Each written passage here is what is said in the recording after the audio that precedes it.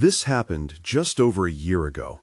I was 32 and had been a night shift nurse at St. Helena's for a while. It was like clockwork for me. I checked on patients and managed meds when the sun went down. Most nights were quiet, but that night felt different. I could sense something in the air. Maybe it was just the silence of the empty halls. I never imagined what would unfold. Around 2 a.m., I walked through the dim corridor. The flickering lights cast shadows that danced along the walls. I was tired, but focused. It was my job. I checked in on room 214 first. The patient was asleep, but I noticed the temperature had dropped. I felt a chill on my arms and shivered, pulling my jacket tighter. Later, I passed by the nurse's station. I overheard two interns whispering. One said something about strange happenings in the hospital. I just chuckled, thinking they were trying to scare each other. But I couldn't shake the feeling that something was off. Maybe it was just fatigue playing tricks on me. At around 3 a.m., I stepped into another room. Mr. Clark, an elderly patient, suddenly sat up. He looked terrified. "It was right there. Do you see it?" he asked, eyes wide. I glanced around but saw nothing, just the machines and dim light. I felt uneasy. "What are you talking about, Mr. Clark?" He just shook his head, mumbling about shadows. My heart raced as I backed away. Was it the night shift messing with his mind, or was something deeper at play?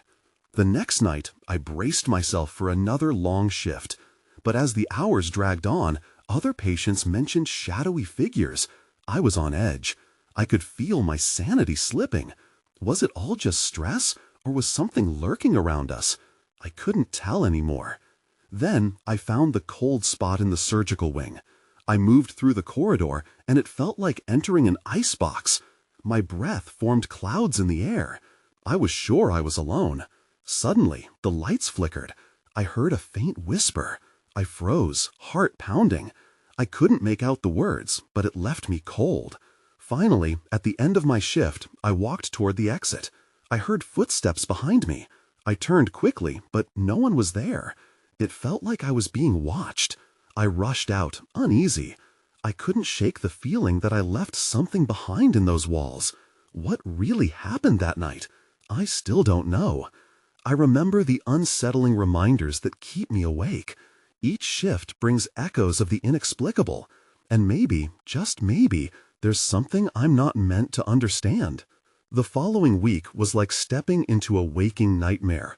Each night of my shift, the hospital felt more oppressive, more haunted.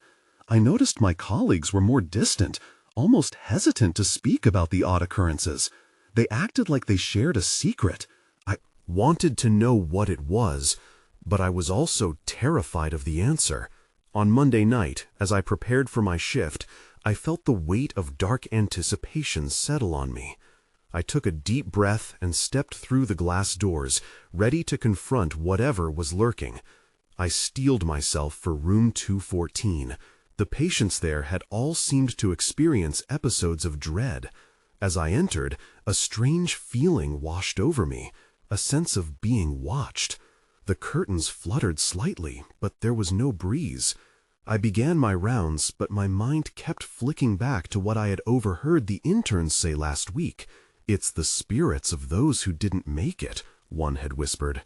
I shook my head, trying to dismiss it as teenage bravado.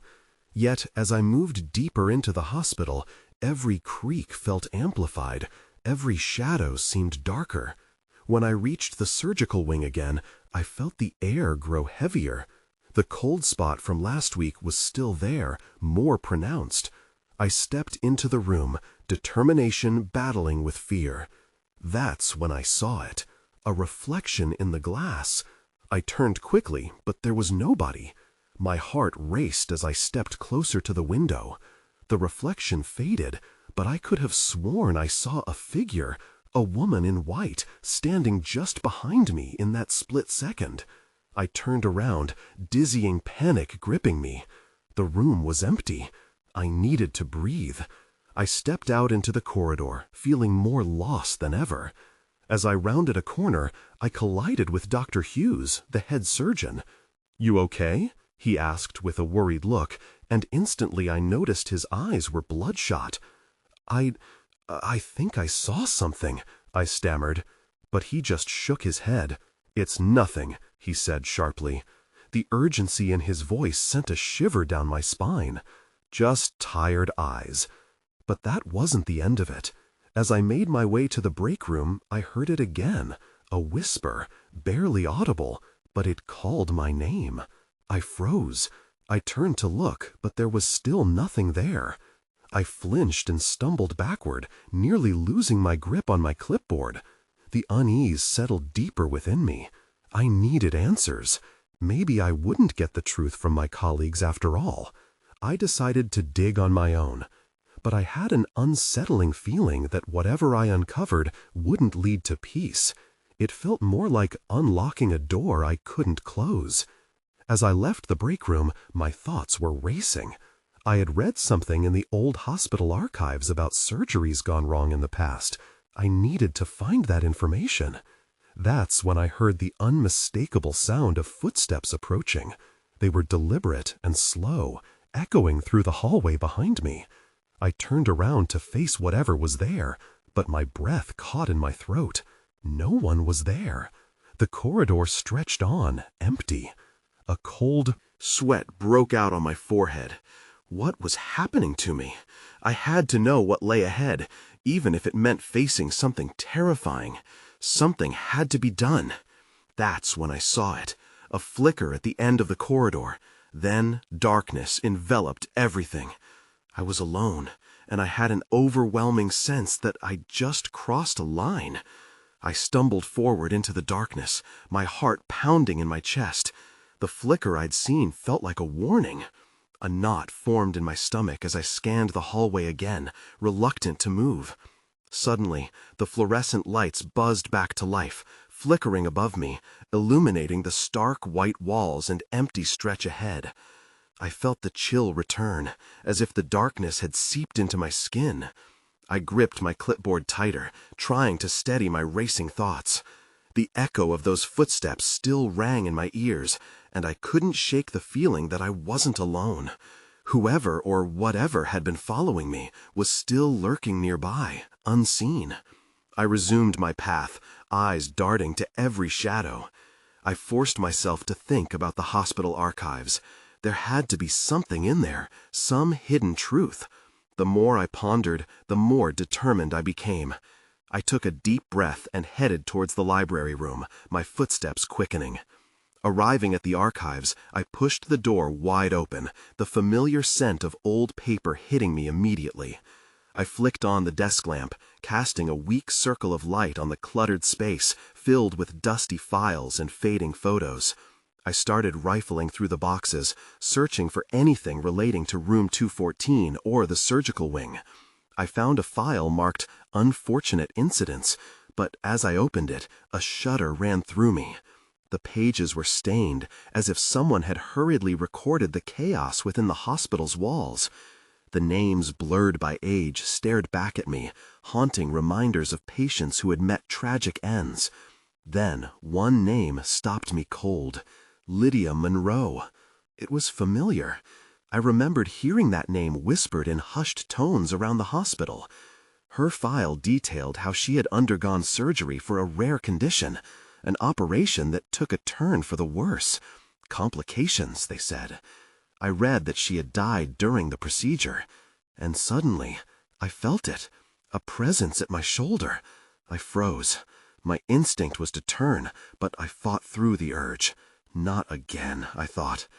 Just as I regained my composure, an icy breath brushed against my ear. "Help me," it sighed, soft but urgent. Terror washed over me, and I stumbled backward, hitting the desk with a loud crash. Paper scattered everywhere. The lamp flickered again, and then flickered out. I was engulfed in darkness. My heart raced as I fumbled to find my way back to the door. Just then, a faint glow caught my eye. I glanced back towards the corner of the room. There she was, the woman in white, or what I thought was her. My breath hitched.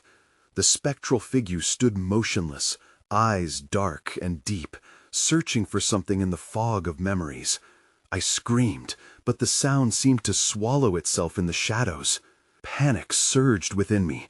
I turned to run, but as I neared the door, the lights blared back on. The room was empty again. I gasped for breath, pulse racing. This couldn't be real. I needed to escape. But as I ran towards the exit, my foot snagged on a file lying on the floor. I tumbled forward, arms flailing. When I looked back towards the archives, I saw it. The file emblazoned with the name Lydia Monroe was open, pages fluttering softly as if someone were reading them. Then everything went still, and I couldn't shake the feeling that I had been marked by the very thing I was trying to understand. I pulled myself to my feet, shaking with both fright and confusion. The room seemed different now, as if it somehow knew I had disturbed its stillness. I wanted to run, to escape the cold grip of whatever haunted the archives, but I was drawn back toward the open file. "Lydia Monroe," I whispered, my voice a ghost in the air.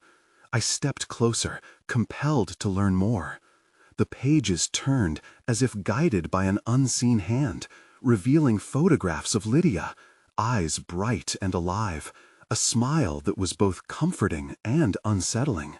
Beside them were handwritten notes detailing her surgery timeline, complications, and her abrupt death. Each line felt like a hammer striking my chest. Then I noticed something I hadn't seen earlier, a date. It was scratched at the bottom of a page, a frantic scrawl, November 14th. Today was November 13th. I felt my gut twist. Was it only a coincidence, or was there something more sinister at play? My heart drummed in my ears as I backed away, but the sound of shuffling papers filled the silence. I turned sharply to find the room had changed again. The warm glow I had seen earlier morphed into an ominous flicker, reminding me of the conversation I'd overheard about Lydia's haunting. "Help me," I had heard. But who? Lydia? The weight of it all pressed down on me. As if answering my question, the air grew colder, and I felt a chill slide down my spine. I turned back towards the files, and there, lying amongst the scattered documents, was another newspaper clipping. I picked it up, my hands trembling. The headline shouted, "Tragic Death of Nurse in Surgical Wing." A sensation gripped me. I struggled to breathe. The article painted a horrifying picture. The nurse had died during a chaotic night shift, right in room 214. Names flashed in my mind, intertwining with Lydia's. A noise startled me again, a low whisper slipping into my ear. "You need to find the truth." I jerked around. The archives were empty, but I could feel the presence surrounding me, pressing in until I was sure I didn't exist beyond it. Suddenly, the lights flickered again, barely illuminating the room, casting long shadows that stretched menacingly towards me. I backed away toward the door, desperate to escape this nightmare. I reached for the handle, but a loud crash resonated behind me. I turned to see books tumbling off the shelves. My heart stopped. I wasn't alone after all. Someone or something was still here. In that moment, my eyes locked onto the desk where the open file lingered, pages rustling as if pleading for attention. I wanted to look away, but a voice inside urged me to stay. What truth was waiting to be uncovered? The sound of heavy footsteps echoed down the hallway. I felt my pulse quicken as I shifted my gaze toward the door. They were coming. I had to make a choice. Do I confront whatever was behind me, or do I run into the unknown? That's when I saw it again. Lydia's shimmering form reflecting in the corner of my eye, urging me to come closer. I needed to find out what she wanted, but a chill ran down my spine as I realized she wasn't the only ghost tethered to this place. And that's when everything went dark again. Everything went dark, but I wasn't alone. I could still feel the pressure in the air, like static before a storm. Panic surged within me, urging me to move, to escape. But I held my ground, eyes straining against the darkness. Then a flicker of light caught my attention. Right across the room, I saw it, a faint glow. It pulsed like a heartbeat, drawing me in. Against all instinct, I moved toward it, feeling an overwhelming urge to understand. With each step, the whispers grew louder, intertwining with my thoughts. Look closer. I reached the desk, illuminated now by that eerie light, and my heart sank. The file lay open, inviting yet foreboding. As I peered down, the names jumped out at me. Lydia, but also others. Victims listed under complications and incidents. The same pang of dread washed over me. My fingers brushed another photograph, and a fresh wave of terror struck. The face in the image was familiar, one of the nurses I had seen during my shifts. Her name was Claire. I remembered her laughter echoing down the sterile halls. The image was accompanied by scribbled notes in the same frantic hand. "What happened in room 214, it read, followed by a squiggly line trying to mask a question. Was this a coincidence too? My mind raced as I recalled the details. Claire had been one of the last people to care for Lydia before her death. Just then, a loud crash echoed through the archives, but it was different this time. The entire room shook. Books fell, papers scattered like leaves in a windstorm. And then, silence. The glow flickered again, revealing more dark shapes in the corners. They were shadows, but they felt alive, creeping closer. My stomach churned. Whatever haunted this place was warning me, but I couldn't understand why. I wandered deeper into the chaos, the newspaper clippings scattered around revealing more than I wanted to know. "Nurse dies in mysterious circumstances," read another. I froze as the whispers intensified, swirling around me in a cacophony. Find the truth. They pressed into my mind like a weight, forcing me to question everything I thought I knew. Suddenly, a shadow darted out of the darkness, and I barely had time to scream before it lunged. I stumbled back, feeling a rush of cold air wrapping around me. Instinct kicked in. I couldn't just stay here. I turned on my heel and ran, bursting through the door. Outside, everything was still, calm, as if nothing had happened. The air was fresh, contrasting sharply with the oppressive atmosphere of the archives. But confusion crashed over me like a wave. I was safe, yet I felt trailed by that lurking presence. Then my phone buzzed in my pocket, snapping me back. I checked the screen. An alert. A message from the hospital. Emergency meeting about recent events. My blood ran cold. What could they possibly want to discuss? My heart raced as I realized whatever truth awaited me wasn't finished yet. I glanced back at the archive's door, now shut tight and silent. Somehow, I knew I had to go back. Tomorrow. I needed to uncover everything, not just for Lydia, but for Claire and for myself. But as I turned to leave, the chill returned, and I felt something watching me from the shadows. I knew then it was far from over. The next day, I hesitated outside the hospital's entrance, my stomach twisting in knots. I had barely slept, every corner of my mind running through the possibilities of what lied ahead. The emergency meeting weighed heavily on me. I couldn't shake off the sense that I was stepping into a storm. Inside, the familiar sense of antiseptic and old coffee filled the air, but today they felt different, thicker, heavier. Each step I took felt like a march towards something unpredictable. The meeting room was down the hall, just past the nurse's station.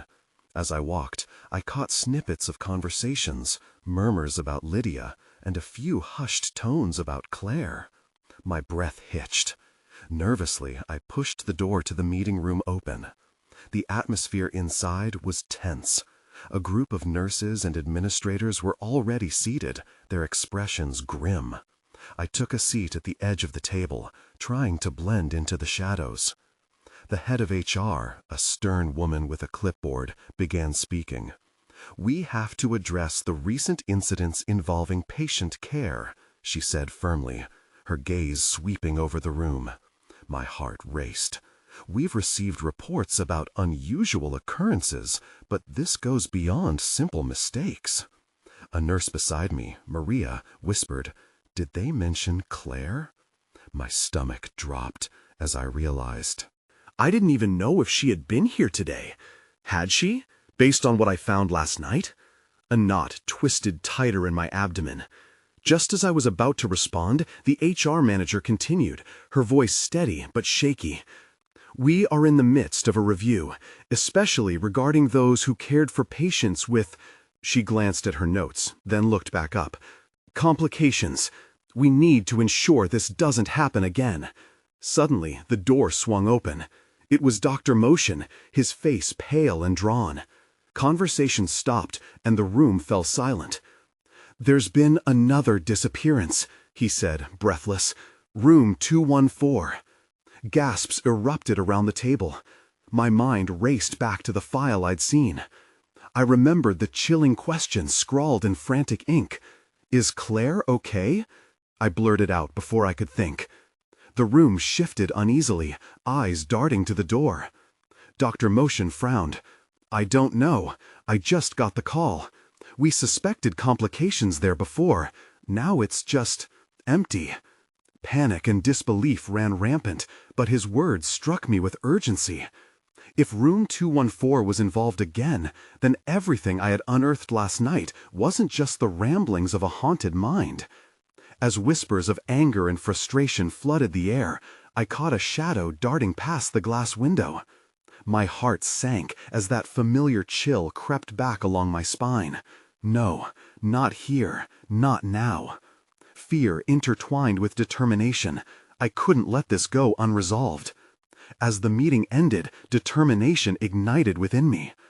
I needed to find Claire, to uncover the truth. But first, I had to go back to room 214, the source of it all. The pull was undeniable, and I knew I couldn't wait any longer. With every step toward that room, the darkness seemed to grow closer, ready to swallow me whole. But I wouldn't turn back, not now. That's when the lights flickered above us, the room plunging into darkness for a brief second. Everything was wrong. I could almost hear the shadows whispering again, urging me forward. I took a deep breath and pushed myself through the door, knowing that whatever awaited me inside could change everything. The moment I walked into room 214, a chill wrapped around me like a thick fog. I scanned the small, dimly lit space. The bed was neatly made, the sheets crisp and untouched. It felt so wrong. Where were the traces of a patient, the faint sounds of machines? Instead, everything lay still, heavy with foreboding. I stepped deeper into the room, remembering the reports that had circulated. This was not just an empty space, it was a site that hid secrets beneath its clinical facade. My eyes fell to the wall, and there it was. An old bulletin board covered with faded patient information. It looked like a relic of a different time. I dared to lean closer, heart racing. Maybe there would be clues clinging to the edges, whispers of what had happened here. Then, a faint shuffling sound behind me made my skin prick. I whipped around, half expecting to see someone in scrubs or a patient waiting. Instead, the room was empty, silent as a grave. Just shadows swayed in the corners as my breath caught in my throat. I pushed it aside. My mind was playing tricks on me, or maybe my internal dread was manifesting in this sterile environment. I forced myself to focus. I walked to the bulletin board and started to sift through the papers, a mixture of medical notes and patient forms. They felt cold in my hands, the ink crisp against my fingertips. Names, treatments, numbers. Nothing struck as alarming until I reached the bottom. A single form caught my eye, creased and yellowed with time. It detailed a patient, a woman whose name rang a bell, Claire Dobbins. Before I could digest it, a loud crash echoed through the hallway behind me. My breath hitched in panic. Someone must have seen me enter. I had to stay focused. I flipped the form over, my heart hammering. Last seen, room 214, it read, the ink more vivid against the yellowing page. I glanced at the clock on the wall. It wasn't long until the night shift ended, but the ominous feeling in my gut told me I wouldn't be safe soon. Curiosity and dread battled within me, pushing me to investigate further. I turned the form over again. Written in hurried scrawls along the edges were notes that alluded to complications during her treatment. But beneath that there was a chilling phrase: suspected links to previous disappearances. My stomach twisted. Suddenly, I heard footsteps approaching. I had to hide. I quickly ducked behind the curtain, my heart pounding in my ears. The footsteps drew closer, then slowed. Someone was outside. I strained to listen, barely breathing. It was Dr. Motion's voice. "We need to check room 214. Something's not right." Ice ran through my veins. They were coming for me. I pressed myself against the wall, hoping the curtain would shield me. Then I saw it. A figure passed the doorway, just a glimpse, but it wasn't Dr. Motion. The shadow lingered for a moment, and as it turned to face me, the lights flickered again, plunging the room into darkness. That's when I heard a whisper, low and sinister. "You shouldn't have come here." My heart stopped, words echoing painfully in the silence. I held my breath, half wishing I had turned back while I still could. The door creaked open wider, and panic set in. Whatever was happening here, I was about to find out. I stood frozen behind the curtain, every sound amplified in the thick silence. The whisper faded, but the tension hung in the air like an uninvited guest. I could feel my legs trembling, the fight-or-flight response kicking in. I had to make a decision. The door creaked farther open, and a fleeting shadow darted inside. My mind raced. It wasn't just a staff member. It felt like something darker. I peeked out, hoping for a chance to see what I was up against. Through the thin fabric, I caught a glimpse of a figure, tall and lanky, their movements too quick and unnatural. "Claire?" a voice called out hesitantly. It was low, but the tone held a mixture of concern and fear. I couldn't tell if it was Dr. Motion or someone else entirely. I held my breath, trying to gauge my next move. If it was the doctor, I could explain myself. There would be no need for alarms. But what if it wasn't? In that moment of indecision, the figure turned. I gasped as the dim light revealed a gaunt face, eyes wide and hollow. It wasn't Claire, but someone who had lost themselves to something terrible. My heart raced. I could either reveal my hiding place or take advantage of the chaos. I chose to slip back further into the shadows, praying I could hear more of the exchange. The figure stepped closer to the bed, fingers shaking as they brushed against the sheets. "They hide the truth," they muttered, their voice trembling with urgency. "They don't want anyone to know." "What do you mean?" Dr. Motion's voice broke the tension. I could hear the hesitation in it, the disbelief. "What do you know about Claire?" The figure turned their face toward the door, and I was hit by a wave of panic. They seemed unsteady, like a violent storm was raging inside them. "She wasn't the only one. They're still out there. They—" The sentence hung in the air, as if someone had pulled the plug on life. Then they turned, fixing their gaze somewhere near the curtain. My heart dropped. I had to move. But as I pushed myself back, my foot caught on the hem of the curtain. It pulled away from the rod, and I stumbled forward, crashing to the floor. The moment felt suspended. All eyes darted toward me. "There!" Dr. Motion yelled, instinctively taking a step back.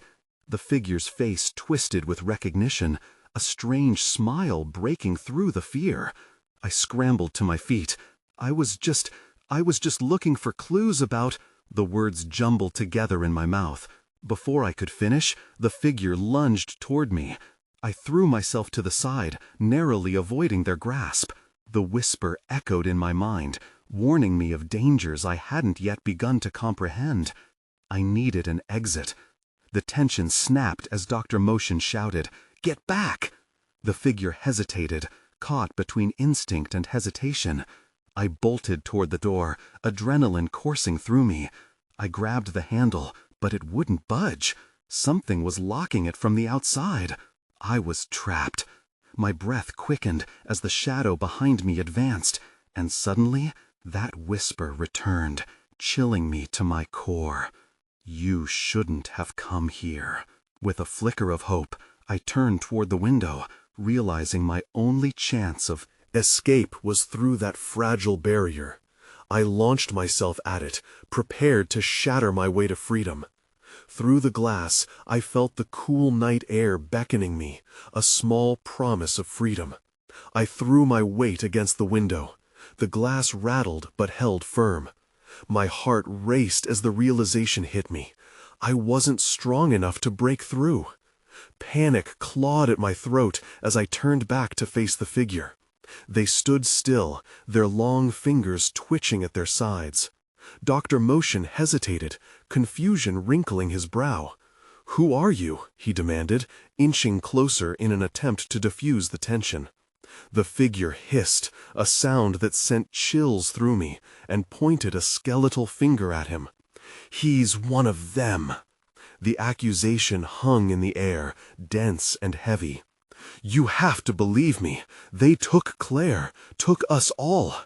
They looked at me, eyes wide with a desperate intensity. "You need to get away while you can." I tried to process what was happening. Each pulse of my heart sent waves of fear through my body, tightening every nerve. "What do you mean? Who took Claire? What does that even mean?" My voice came out stronger than I felt. I didn't have time to think. I needed answers, even if they terrified me. The figure turned toward me, their expression morphing into something akin to determination. "The truth is hidden in the shadows. They're on the hunt. You can't trust anyone here." Dr. Motion raised his hands in a placating gesture. "This isn't helping. Let's just figure out what's going on." But the figure only shook their head, wild-eyed and frantic. I felt the energy shift.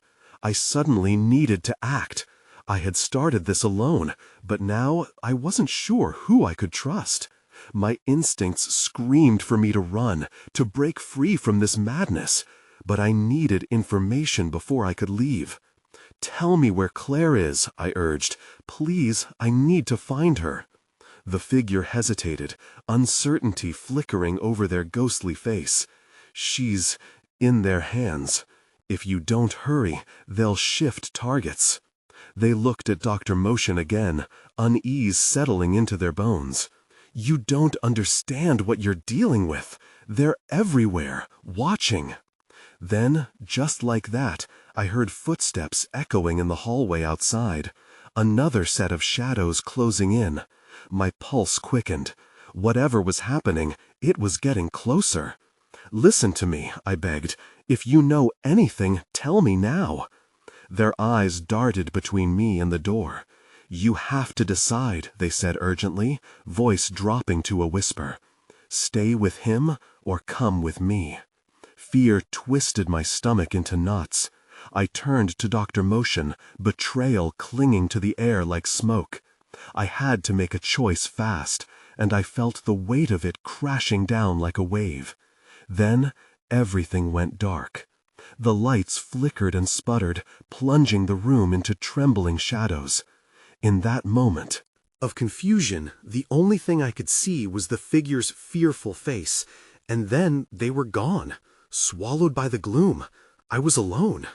A loud bang resounded from the door, shaking the light fixtures. I barely had time to react before a voice I didn't recognize yelled, "Open up! We know you're in there!" The voice brought a new wave of terror. There was no escape now. I had to confront whatever was waiting for me on the other side of that door, and I didn't know if I was ready to face it. I pushed against the wall, breathing hard, my mind racing. Whatever was behind that door was coming for me, and I had no clue what would happen next. Would they know me? Would they believe my story? I remembered the figure's warning and the darkness that had swallowed them whole. I had no time. "Open up," the voice demanded again. My palms were clammy against the cold doorknob. Should I use the window and jump? But what if there was something outside? I hesitated, gnawing on my lips, my instincts screaming for me to act. Suddenly, the door rattled. "It's me, Dr. Motion. Are you all right?" The urgency in his voice cut through the chaos swirling inside me. I couldn't just hide here. I had to know who I could trust. I swung open the door, bracing myself for whatever confrontation awaited me. Dr. Motion stood there, a mix of concern and irritation etched across his features. "What the hell happened?" he asked, eyes darting behind me, as if he could sense the malevolent tension that lingered in the air. "I saw someone," I faltered, glancing nervously at the empty room. The figure was gone. "They looked almost like they were trapped. They said Claire was in danger," I blurted out, my heart racing, desperate for answers. Dr. Motion's expression hardened. "That's nonsense. This place is getting to you. I've seen it happen," he said firmly, crossing his arms tightly, eyes narrowing at me. I was losing him. "We need to focus on the system, not whatever illusion you've created." "No, listen to me." I took a step closer, desperation taking over. "This isn't some delusion. Just down the hall, people are—" Before I could finish, another loud crash echoed from somewhere within the hospital, followed by muffled shouting. We exchanged a glance, recognition dawning between us. "We have to find Claire," I insisted, my voice trembling but filled with conviction. "No," Dr. Motion said firmly, "we need to secure the area. If there are disturbances, it could—" But I was shaking my head, refusing to let fear paralyze me again. "I need to know what happened in room 214. Something's terribly wrong, and Claire's at the center of it. We can't wait." His hesitation hung in the air, but then the urgency from the hallway tugged on him. "Fine, but if you're wrong—" He sighed heavily, frustration evident. "Let's check the surgical wing. Just be careful. We don't know what we're up against." As we moved cautiously down the hallway, my mind raced. I didn't know who to trust, as whispers echoed in my thoughts, warning echoes of the figure's plea. You can't trust anyone here. We approached the surgical wing, the cold air wrapping around us, mirrored by the dread pooling in my stomach. Fluorescent lights buzzed ominously above, flickering against the sterile walls. I felt that familiar chill wrap around me, and instinctively I shivered. Then we reached room 214 again. It was quiet, too quiet. Dr. Motion pushed the door open and checked the inside. I hesitated, but forced myself to follow, scanning the corners for any sign of movement. To our relief, it was empty. My mind raced as I watched him inspect the bed. "Nothing seems disturbed," he said, but I could feel it, something lurking, boiling just under the surface. "Where could she be?" I whispered, almost pleading with the shadows. Then I heard it, a faint creaking, like whispers in a gale. My heart raced. It was as if the very walls of the hospital were alive, mocking my search. "Let's check the archives," I suggested. It was a long shot, but there was still so much I didn't understand. We turned back, the tension stretching with every step. The nurses' station was deserted, the air humming with apprehension. "What if we're too late?" I whispered, glancing around nervously. "What if something has already happened?" Dr. Motion's quiet demeanor seemed to fracture, revealing a hint of fear. "We shouldn't have dawdled. We need to act now." We reached the archives, the door slightly ajar. A chill rushed through me. "It's here," I said softly, Something is in there. As Dr. Motion opened the door, it creaked ominously, and shadows danced on the thin walls. The archive room was a chaotic mess, the papers scattered, old medical files thrown across the floor. My heart sank. This wasn't just a disorganized space, but a reflection of a turmoil that went beyond what was tangible. "Claire?" I called out, but the silence enveloped me. Dr. Motion flicked on his flashlight, revealing a sight that stole my breath. There, in the corner of the room, lay another shadowy figure, slumped against the desk. My heart raced. "No," I breathed, rushing over. But it wasn't Claire. It was another nurse, Maria. She was unconscious, and fear surged through me again. Dr. Motion knelt beside her, gently shaking her. "Wake up, Maria!" But there was no response. Then I felt it, an oppressive darkness closing in around us, gathering like a storm. "We need to get out of here," I shouted, but it was too late. The door slammed shut, trapping us in a suffocating silence.